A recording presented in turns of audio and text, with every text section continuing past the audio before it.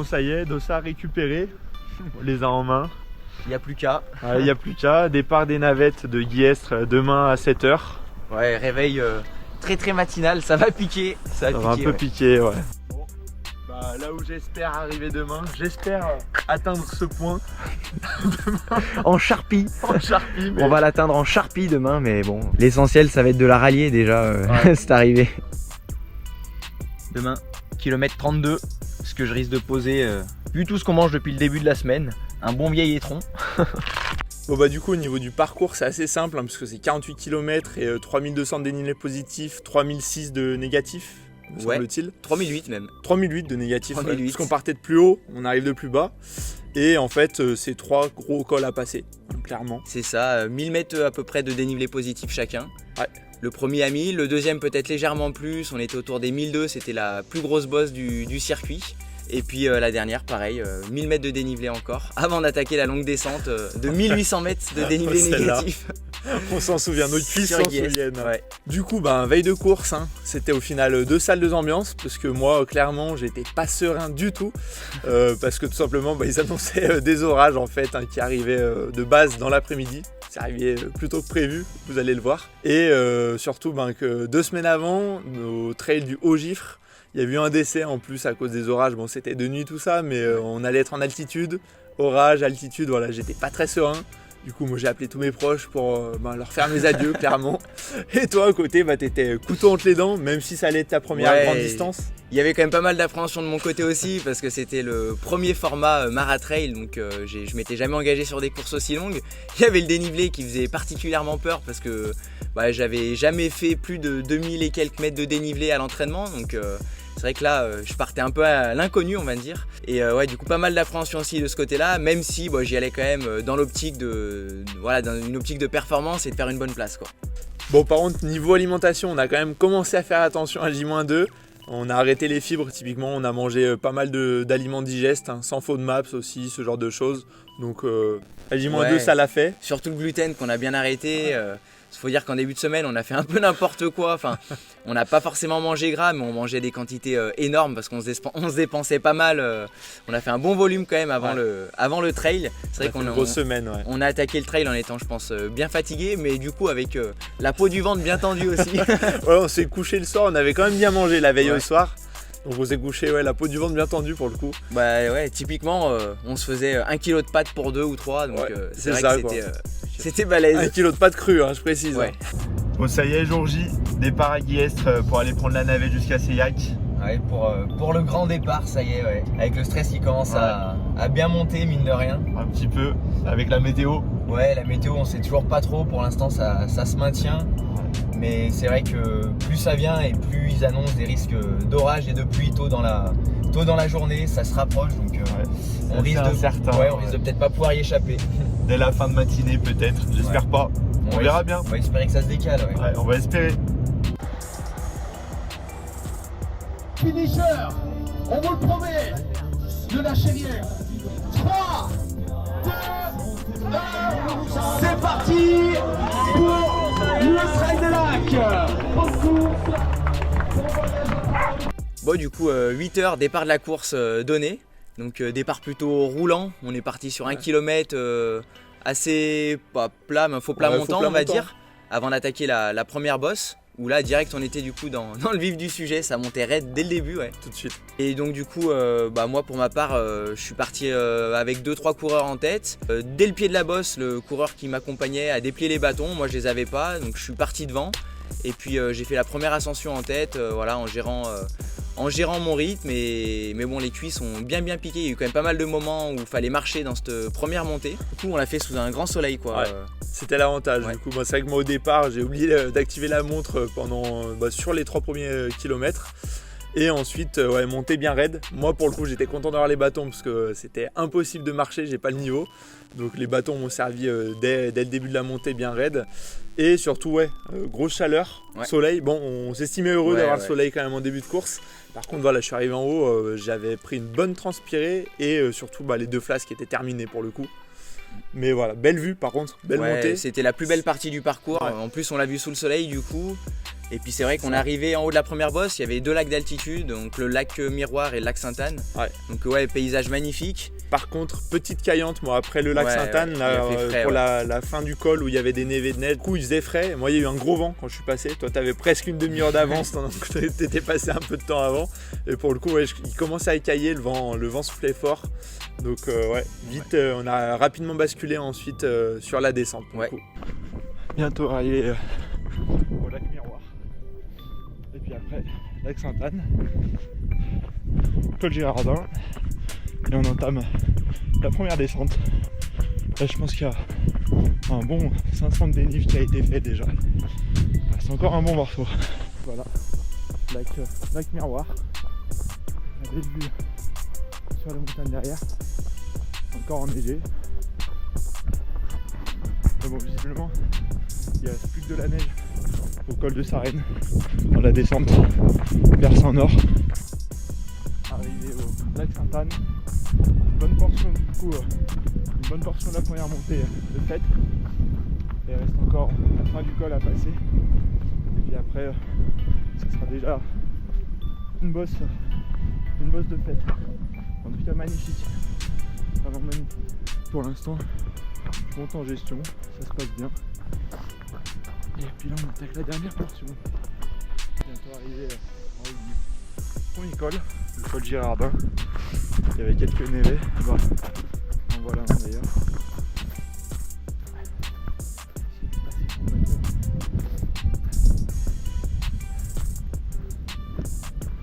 Avec une belle vue encore sur le lac Sainte-Anne. On va arriver en haut. Bon, ça caille un peu.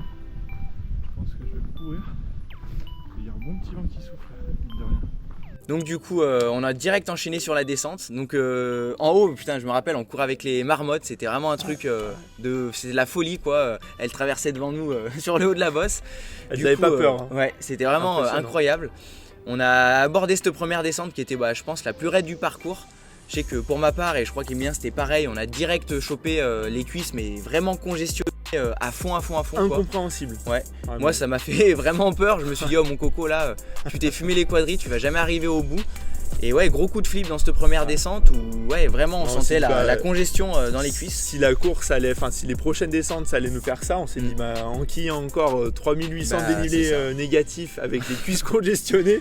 Je me suis dit, je me voyais même mal terminer la course comme ça quoi. Et au final ça a juste été le cas de la première descente qui en fait était plus raide que les autres. C'était la pire. Et pour le coup moi je me suis pris un bon orage dans la descente. Toi tu l'as pris en bas? J'ai pris en bas de la descente, ouais. Juste avant d'attaquer du coup la deuxième bosse. Ah.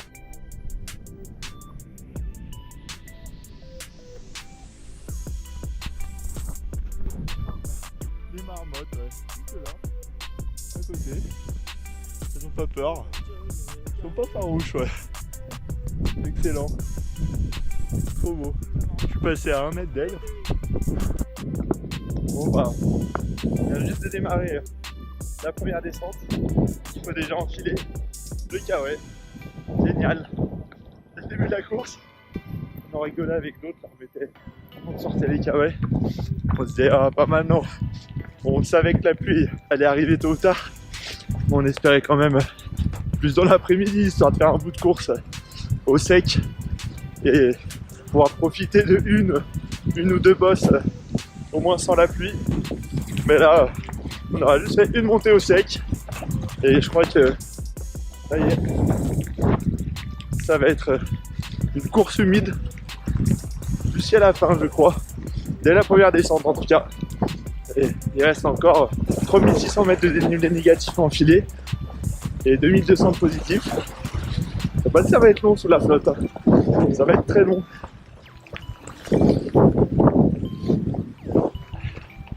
Dommage parce que les paysages sont sublimes en sport. Vraiment dommage, c'est hyper frustrant. Bon, et passage au premier ravito sous une bonne pluie battante. Ça promet pour la suite. On va voir ce que ça va donner. J'ai re-rempli les 2 flasques. J'ai pris un petit peu de pâte de date. Les bénévoles étaient vraiment adorables en tout cas sur ce ravito. Je pense que sur les autres aussi. Donc on va voir la suite, mais c'est vrai que le temps laisse bien à désirer. Et là, il commence à vraiment bien pleuvoir pour le coup. Donc bon, on va voir ce que ça va donner sur la prochaine bosse en tout cas. Et surtout la prochaine descente. Sachant que là on va aller au col de Sarenne. Et visiblement la descente de ce col là, il y a un bon névé. Donc il va falloir être prudent. Et que c'est potentiellement un peu technique.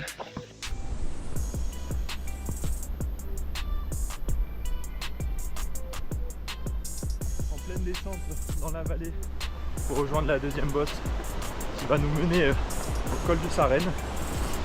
Les choses que je vous ai pas dites, c'est qu'en arrivant en ravito au pied de la première descente, qui était le premier ravito, j'ai demandé rapidement si dans les premiers il n'y avait pas un blond les cheveux en arrière, donc Anto quoi.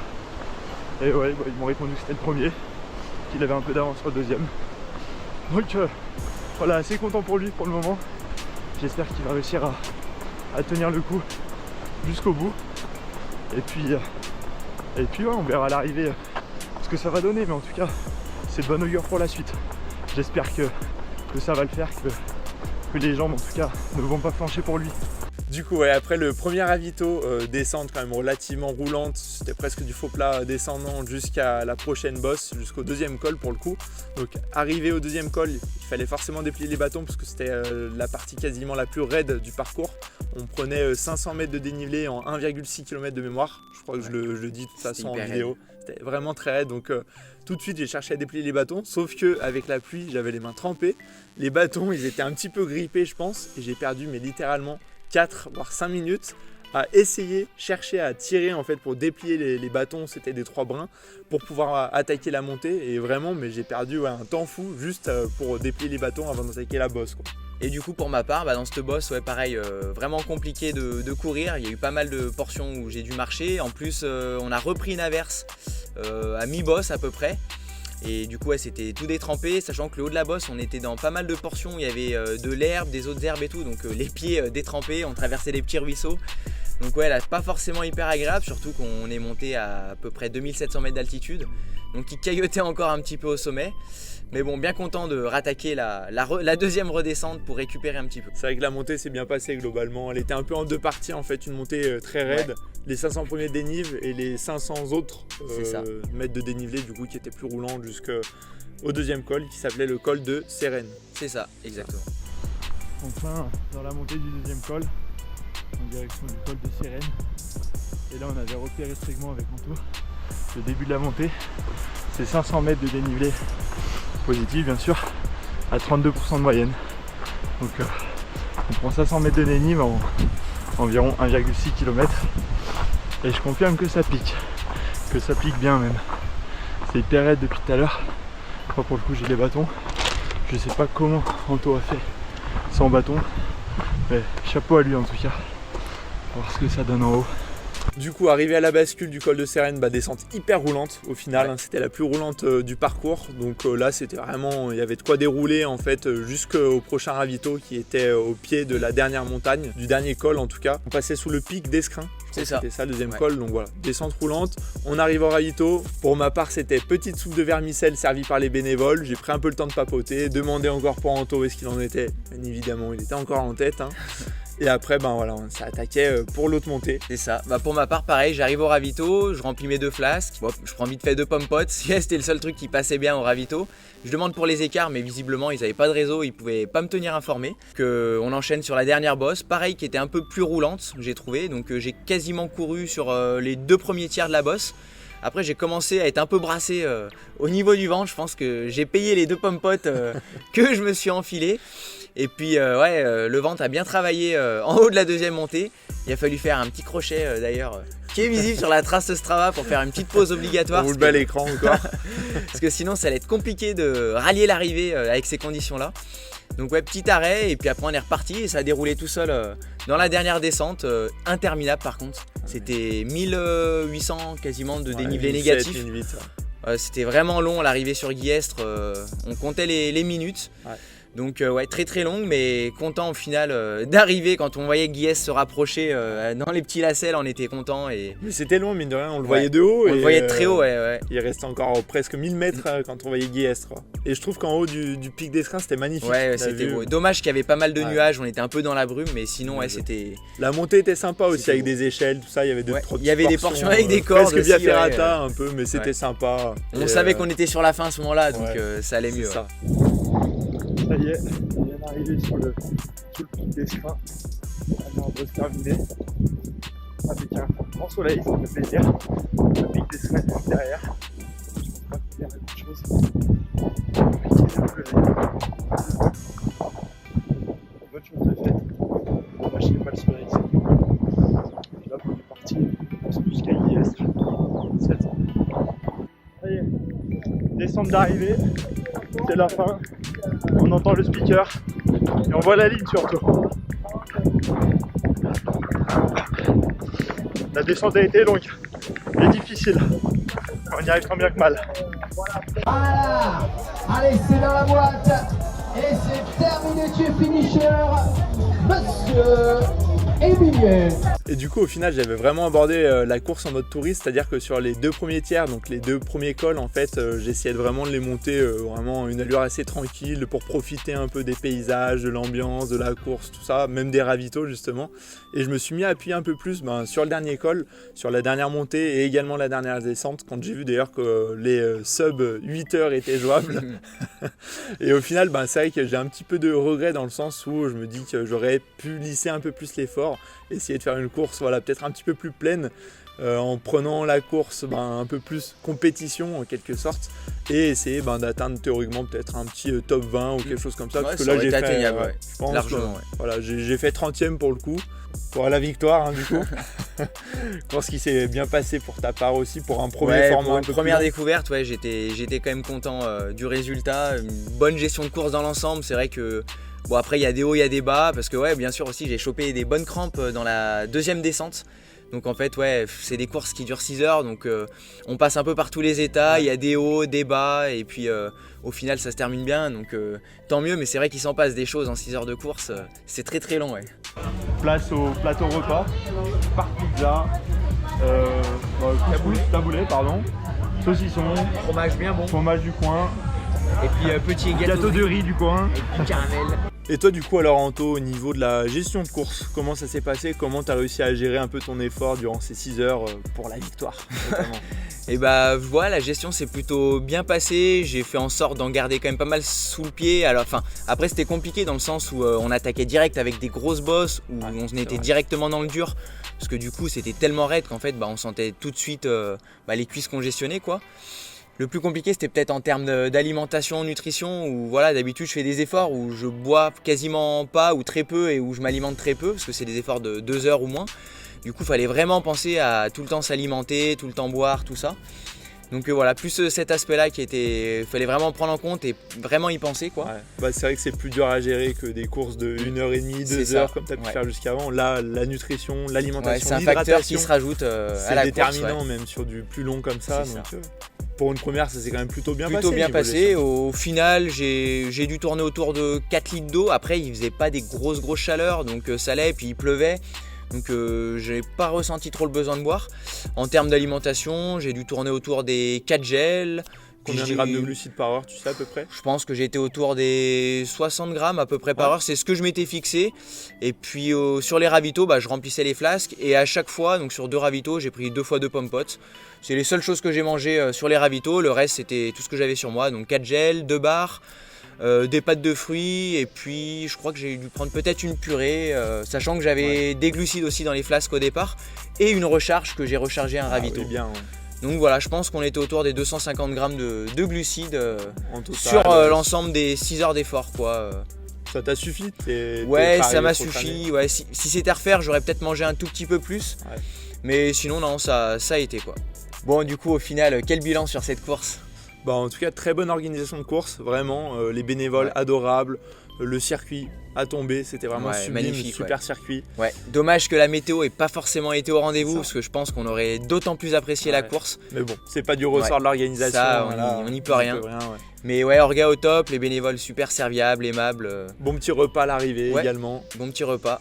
Bon, ça y est, on en a terminé avec cette vidéo. Merci à vous d'être restés jusqu'au bout. N'oubliez pas de vous abonner, lâcher un petit commentaire ou même un like, ça fait toujours plaisir. Et surtout, pour l'amour de la borne, Mangez du dénivelé. Le retour à la voiture. Ça, c'est de la démarche de l'après-maratrail. L'état des pieds après le trail des lacs. Bonne ampoule là. Elle fait mal, elle là. La grosse là. Même mes doigts de pied. On dirait les pieds de Sméagol. Gollum.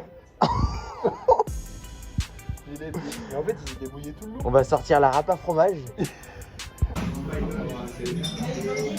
après l'effort, Bien mérité après la gagne. Hein. c'est clair. C'est la première d'une longue série, je pense. Hein. Elle va finir droit dans l'âme. Bon, bah du coup, deuxième round. Qu'est-ce que tu fais là? Qu'est-ce que tu fais en tout? Ah, parce qu'il y a pas assez de calories dans la pizza. Un peu de mayonnaise pour la croûte. La récup d'après course.